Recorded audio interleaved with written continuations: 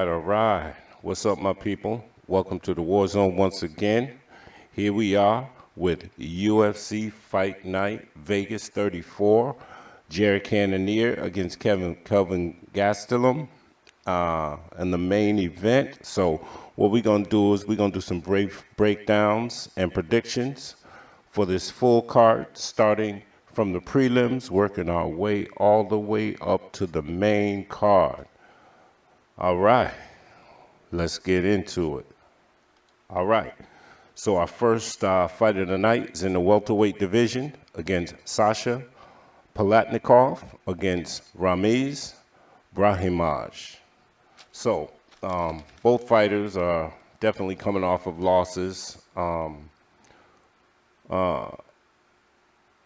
one of these guys will be looking to establish themselves with this fight.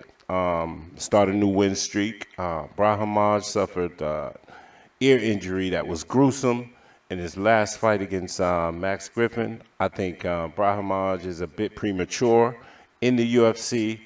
I got to go with Sasha in this fight because he faced better competition. He has better cardio. So I'm going to take Sasha Palatnikov by unanimous decision, 30-27. All right. So next up in the lightweight division, we have Roosevelt Roberts against Ignacio Bahamondes.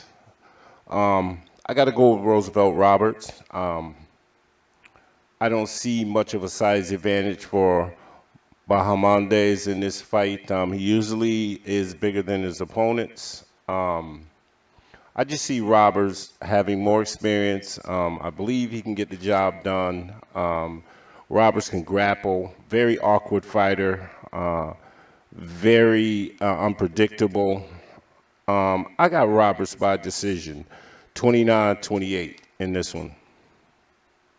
All right, next up, men's light heavyweight division. We've got big boy William Knight against Fabio Cherant. Okay, so I got to go with William Knight. He's just definitely better all-around fighter, explosive, stronger, better competition.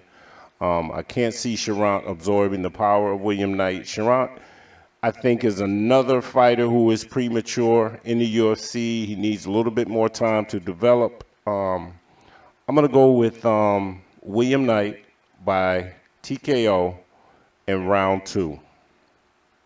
All right, so next up, women's bantamweight division, we have Malecki against Josianne Nunes.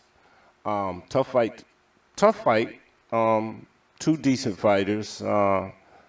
Nunes is a really good fighter, very, very calculated. She can scrap, but Malecki is huge. She has a 7-inch height advantage and reach advantage, 7 inches on both. Over Nunes. She's undefeated. She can grapple, and both of these fighters have power, but Malecki is going to have the range. She has power as well. I can't see Nunes even come close to winning this fight unless she can get on the inside and grapple with her, and I don't see her grappling for all 3 rounds. I got to go with Malecki. Huge size disadvantage in this fight. So I'm going to go with Malecki by unanimous decision. I wouldn't be surprised if she at some point stops Nunes in this fight, but I'm going with Malecki, 30-27, unanimous decision. All right, so next up, in the men's bantamweight division, we have Brian Kelleher against Domingo Pilarte. Let me just say this right off the top. Pilarte is very chinny. He's what you would call a weight bully. He's always bigger than his opponents. He doesn't have great cardio. I got to go with Brian Kelleher, man. I love his style of fighting. He's gritty, he's tough, he's very scrappy. He's got way better cardio than Domingo Pilarte. I'm going to go with Kelleher by TKO, catching Pilarte, chinny Pilarte in the second round. I wouldn't be surprised if we see a guillotine or a rear naked choke finish in this fight for Kelleher. But, yeah, I just got to go with the lack of a chin on behalf of Pilarte in this one. So Kelleher by second round TKO. All right, so next up, men's featherweight division, we have Austin Lingo against Luis Saldana.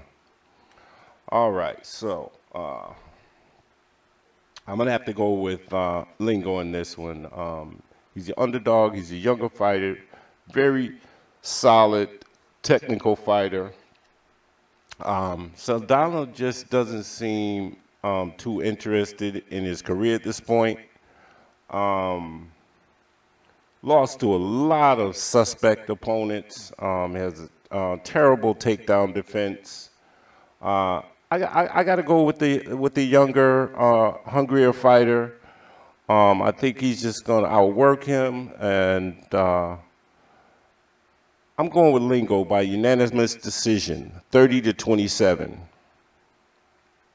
All right, next up in the men's flyweight division, we've got Alexandre Pantoja against Brandon Royval.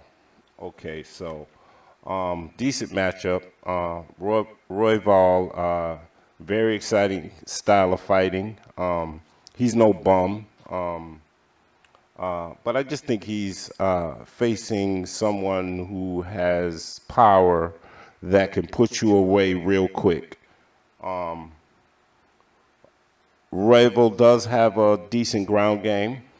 I don't see him taking Pantoja down at will. Pantoja does have a decent takedown defense. I don't think Brandon Royval wants to go that route with somebody who has the power of a Pantoja. So I see this fight being on the feet for the majority of this fight, which definitely is to the advantage of Pantoja.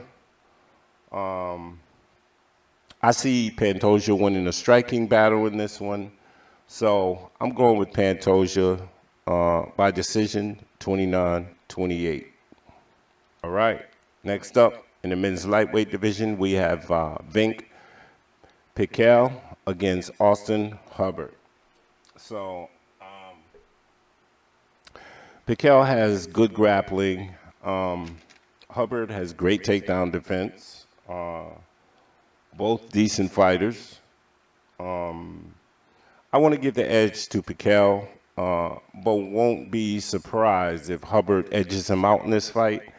I just have to go with Pichel, man, by decision, 29-28, by simply outworking Austin Hubbard. Like I said, man, this fight could go either way, but I got to give the edge to Vinc Pichel. So, Vinc Pichel, 29-28 by decision. All right, next up in the men's bantamweight division, we have Martinez against Trevin Jones. This was a pretty easy pick for me. I got to go with Trevin Jones by KO over Martinez. However, Martinez is a decent fighter. He lost to Draco Rodriguez by triangle choke. Just don't see him being good enough to last against the power of Trevin Jones. Trevin Jones has just been known to catch fighters with his hands. Too much power. All-around better fighter. Faced better competition. That's why I have Trevin Jones by TKO.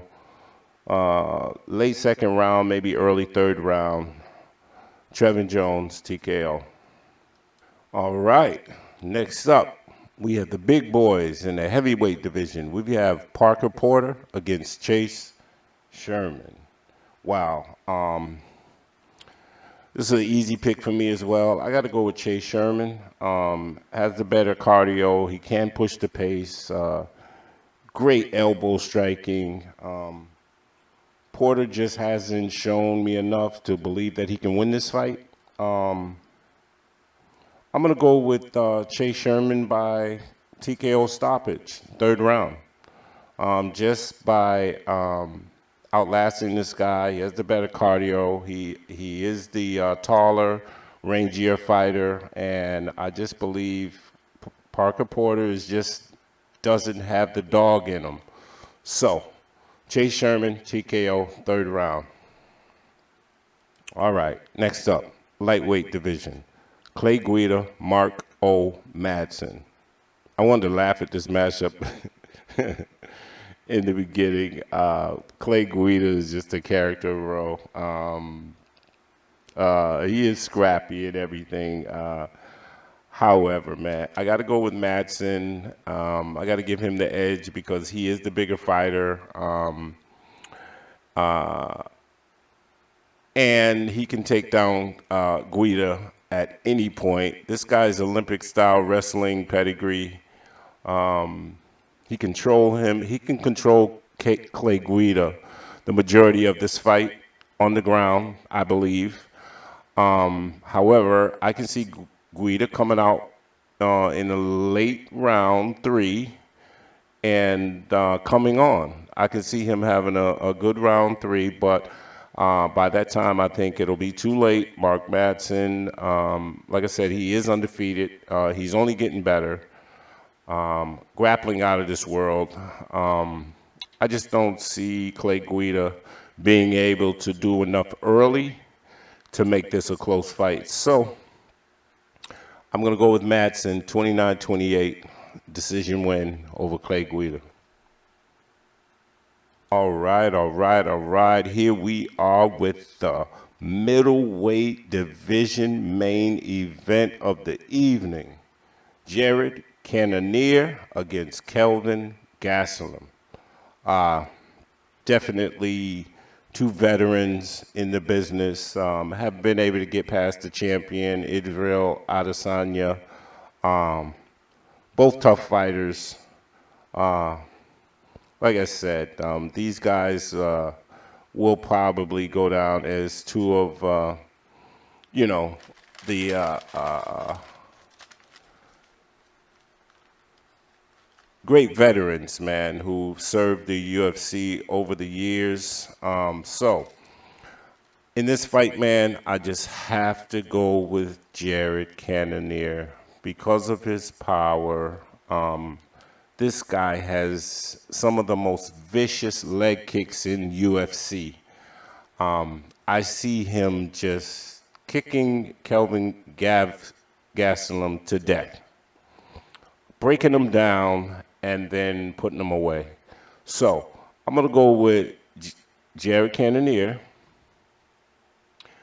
by TKO, destroying Gastelum's legs, slowing him down, then catching him coming in out of desperation, because Gastelum, once he falls behind, he loves to come in, he loves to wing his shots, and I can just see Jared Cannonier just sidestepping and catching him, man, with something. And once you're hurt with the likes of someone like Jared Cannonier, there's no coming back from that.